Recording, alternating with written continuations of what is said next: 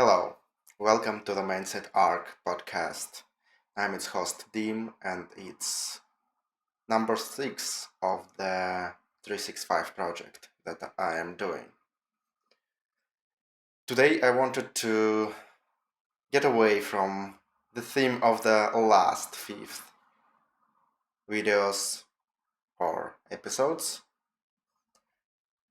where I talked mainly about starting new things, and I wanted to talk more about how we already process our established beliefs, limiting beliefs, stories, all the other stuff that at the end sabotages us. We self-sabotage ourselves with the stories we create. And also talk about this with the mentioning concept of dating, with the dating world. So what I wanted to talk about today. For the long time, I created this limiting belief. It was it was told in my head, in my mind, like that. Every girl I like will leave me. And it sounds like a strange thing to think about, probably. But surprisingly, I found myself proof in a real life for that belief. So the the girls that I really liked in the last 3 years of my self-improvement journey, when I specifically focused on dating, there were many who were okay, but the ones that I really liked, and in physical attractiveness and in personality, so I really liked spending time with them. After from 2 to 5 times we saw each other, they usually left for some reasons. And I couldn't even find if I self-sabotaged. That was the first thing I checked, but it probably wasn't. It was just how things go.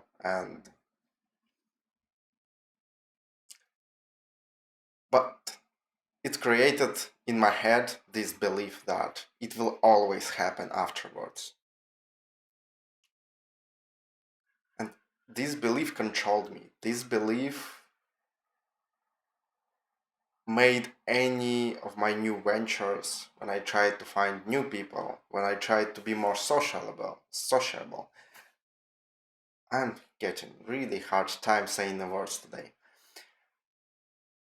When I tried to be more, participate in more social events, I tried to use Tinder or other dating apps, and I just was almost hopeless, I believe. I didn't spend as much effort as I possibly wanted to, because what's the point? There will be no really good results. There will be some results, but I don't even want to waste much time to for finding some better results. Finding someone that I can really click with. And it was the background in my mind for years already. Recently, it happened again. And I fell into the same trap of not wanting to return and find new people, of not doing anything and just feeling miserable because, oh, it happened again. I am hopeless. I will never find this thing that I'm looking for, right? But now there comes a moment, I guess, when if we go onto the path of self-improvement, if we train our mind to notice these stories, to notice our limiting beliefs, there will be a point where it just clicks that there might be something to investigate there. It may not be as paramount as we think it is. And it was exactly what happened with me. As with last half a year, when I was focused on reading books about the stuff that counters our limiting beliefs. So it's Letting Go by David Hawkins that talks about just our emotional state and how we treat all of this. I will definitely cover that sometimes in the future. And specifically books by Byron Katie, the ones that I'm reading right now, which called Loving What Is. And it's four questions that her four questions, and the turnaround, it's a technique that she uses to just investigate what's happening inside our mind, and is it really a reality. And this time I used this, and the interesting thing happened. It When I started writing these questions, because it's better to write them.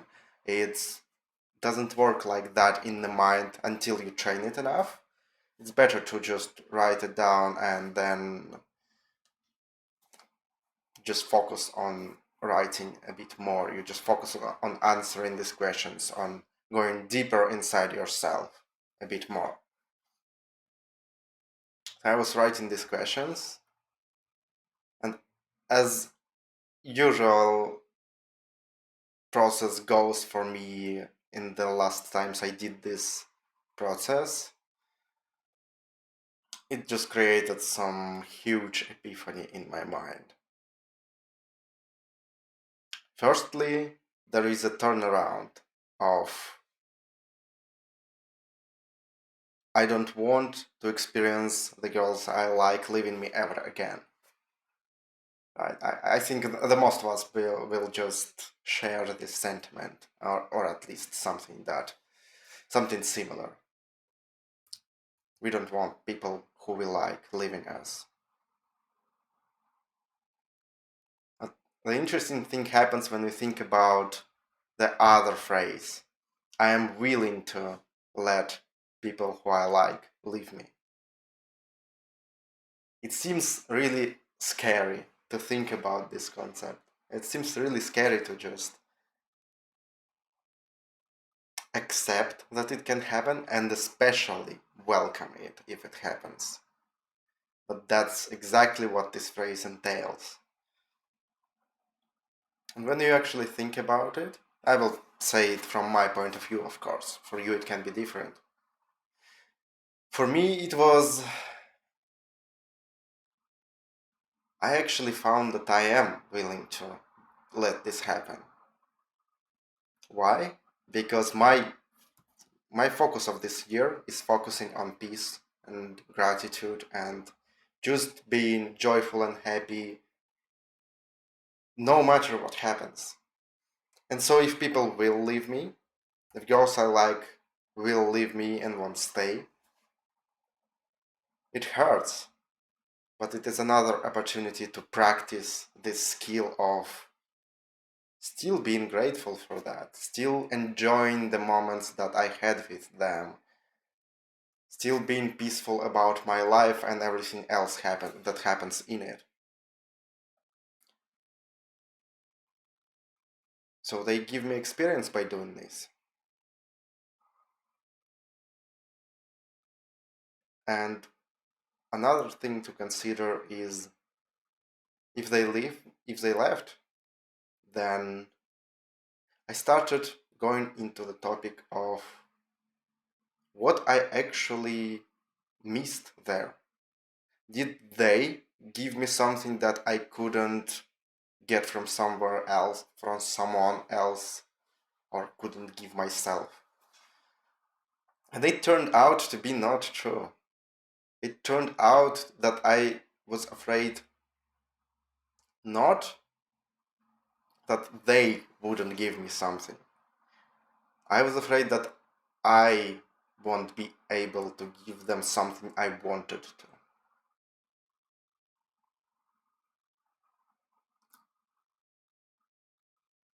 So it sounds like a strange phrase again.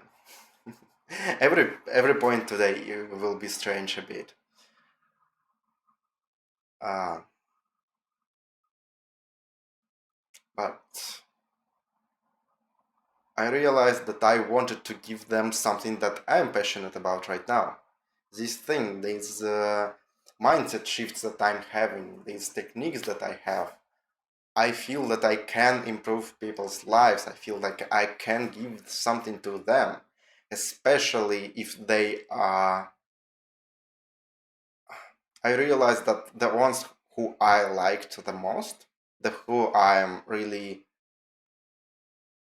worried about losing, they were really on the same wave as me. So I wanted to give them something from me. I already started doing that and I had plans of keep doing that. And then I just couldn't. But then the other thought kept me thinking, that's not up to me to decide. I'm going into their business. I wanted to give them something, but it is their part as well if they want to receive that, if they want to keep this happening. And probably if they won't see me, I already gave them everything I could, everything I should have given them. And that's actually a really freeing thought. Even if I had plans for more, if it stops, if I'm not able to do that, to continue giving them something, it just means that I gave them everything I should have given. It was already enough. It's interesting how the phrase about me being afraid that girls will leave me turned into me giving something to other people, right? And that was what this inquiry does. That's what going inside your mind and investigating your thoughts does. It just uncovers some absolutely unimaginable things, some background stories, some background beliefs that control my life, that probably control your life, that would be good to at least notice and start investigating. Is it really something that helps us? Right.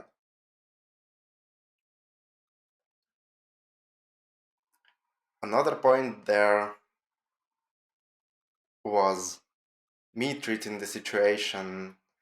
So that was one of the areas of investigating. But this phrase uncovered a lot of other stuff. So when I was saying this phrase, or it was another, hmm, check.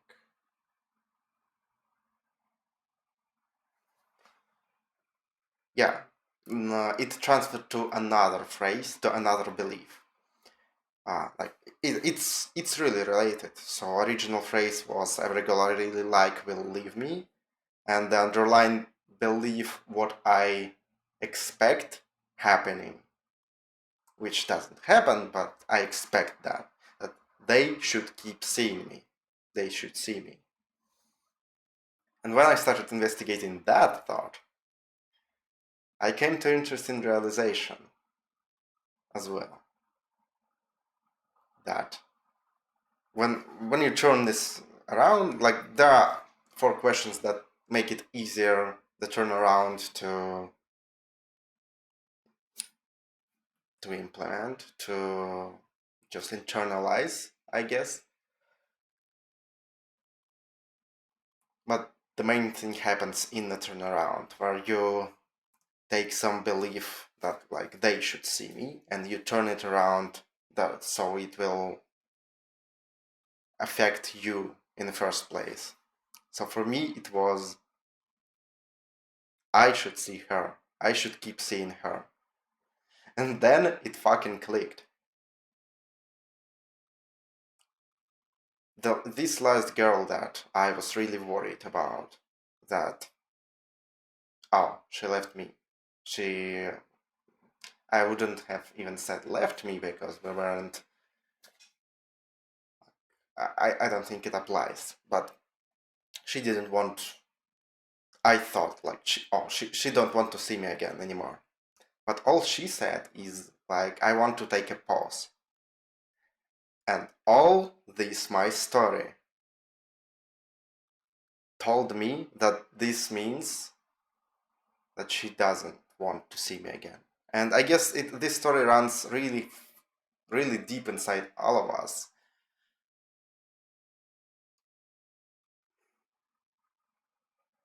I think it was from my earliest days of starting focusing on dating when I was deeply into the red pill community, which is actually good, but some beliefs that they instill are kind of destructive later. And I think this is something that stayed, that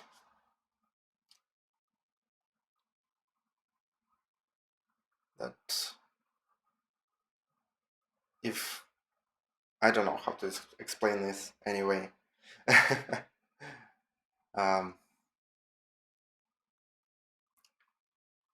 I don't know why I went on this detour into the start of my dating, but anyway, the belief that was currently running me, it changed this phrase. I just didn't hear it as the words what the words actually mean, what the words literally mean. I didn't hear that. I heard my own story about, oh, she doesn't want to see me again anymore. And I would have probably, if I left this story uninvestigated, maybe I did that something like that before as well. I'm not sure. But this time I would have just said, oh, she doesn't, and I would have just distanced myself and went into despair and like, oh, it's over, it's happened again. But the problem is, I didn't have a clear answer. If there was clear answer about, oh, we won't see each other again, what's the worry? What's to worry about there? Like it has already happened. I could only go forward and find something else. The problem was from this phrase keeping some unknowns. And it wasn't. Like, the phrase itself means let's take a pause. Let's just not discuss this for now. But in my head, I just couldn't understand what exactly this means, right? Because my story clashed with what phrase actually entailed. And that was causing the pain. That is the me distancing myself from reality and not being able to handle what it actually meant, what it literally meant.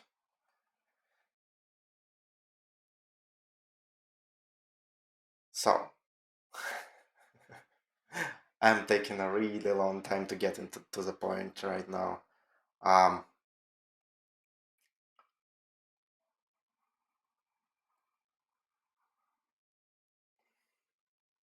that's what happens when you just start something without the clear plan.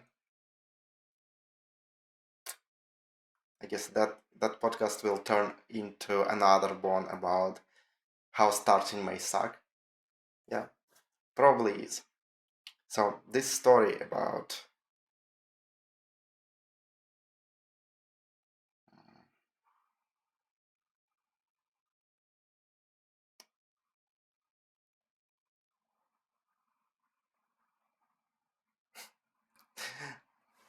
So my story just replaced this pause thing with the unknown, and the fear of unknown hurts even more.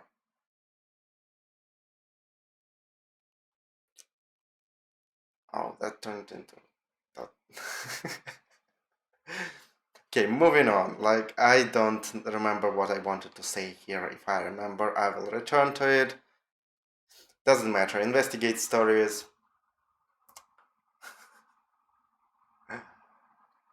Yeah. So, what else I wanted to tell about is these beliefs that we create about how this story can be, how this phrase can be, how this belief about that won't happen, that will always happen. Something bad will always happen to me. Substitute for whatever you fear about, right? It only takes well, one occurrence of opposite event to break the story of this always happens. It may have even happened before, but because we're so focused on reinforcing our story of how bad it is, how it always happens, we cannot notice it, probably. Or it just didn't happen yet, as for me.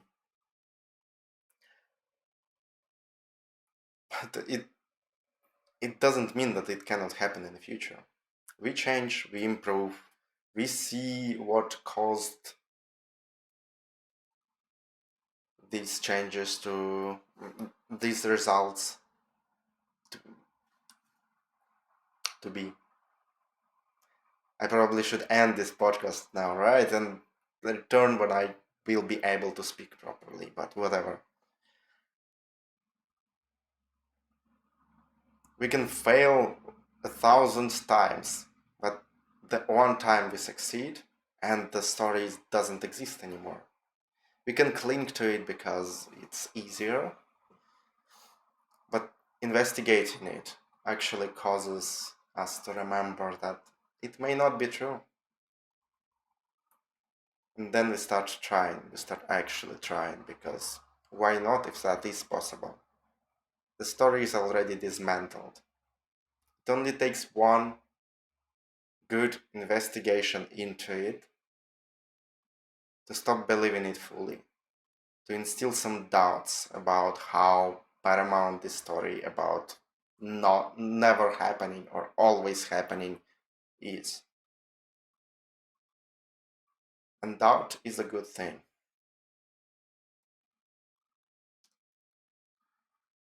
You don't have to believe something for it to happen. But if you don't believe in the possibility of it happening, then you won't do anything about to actually create it. Even if it just if you will just have luck of something happening in my life. If I was fully believing the story that everyone will leave me, if I kept believing it completely, if that started happening, I would have totally self-sabotaged myself. Maybe I already did in some of the previous tries. Who knows? I almost did that in this one. Yeah, I remembered actually what I was talking about. Yeah, so this uh, belief that, oh, it's already ended, it's, or I don't know, like, I just couldn't treat this phrase about let's take a pause like it literally means she wants to take a pause, right? Like, girl and boy dating, girl wants to take a pause with seeing a boy. How? Kudos to Andy who talked like that. It's a really good way to describe something. So yeah, and after investigating, I just realized that I almost sabotaged myself, and what I actually need to do, that I should keep seeing her. That means I should just do everything that depends on me. That means not sabotaging, not getting angry about it, not getting miserable about it, and treating is at a reality as a reality. It is a pause. And if she would want to return at some point, that's okay. If she doesn't, that's okay. But I did everything that I could from my side. And that is all that is required. And that means I should keep seeing her. Like I should keep doing everything from my side. That depends on me, and that's it. And that's not much. That's just being open to the possibility and not close it before. Yeah, that is a really interesting take on what I was believing before.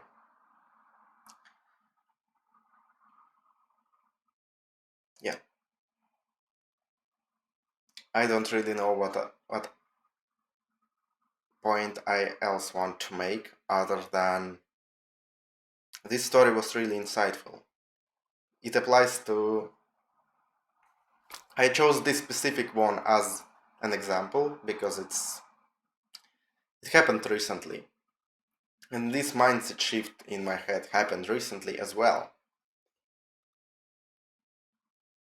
But it applies to any other area, any other event that happens, no matter how painful it is. If you'll start investigating it, if you'll start think more, going deeper into why is it happening, what do you actually think about it, what limiting beliefs do you think you have, it can uncover some interesting things that you can work with. It will just sometimes it's just blow your mind. At some of these inquiries, when I went to the turnaround, that was really insightful for me. It was like, what the fuck is happening?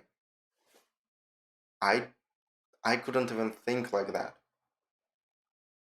and now it makes sense. So like this turnaround as well that I mentioned in this episode. So yeah, I'm gonna start wrapping this up because I already rambling in 28 minutes and I lost any points that I wanted to make. Let this be another podcast that is it's okay to suck, and it would be fun to return to this episode in a month and see if anything will change. I believe it will. I believe I probably will sound more coherent, or maybe not. At least in a year, I will definitely release on this first week episodes and will just cringe hard and give myself some praise for sticking with it and getting through this embarrassment and keep going on. That's what I want to say to myself and to any of you right now as well. Keep going on, no matter what. It will get better. It is inevitable. And that will be probably the topic of the next podcast. So yeah, I'll end it here. I said all I wanted to say.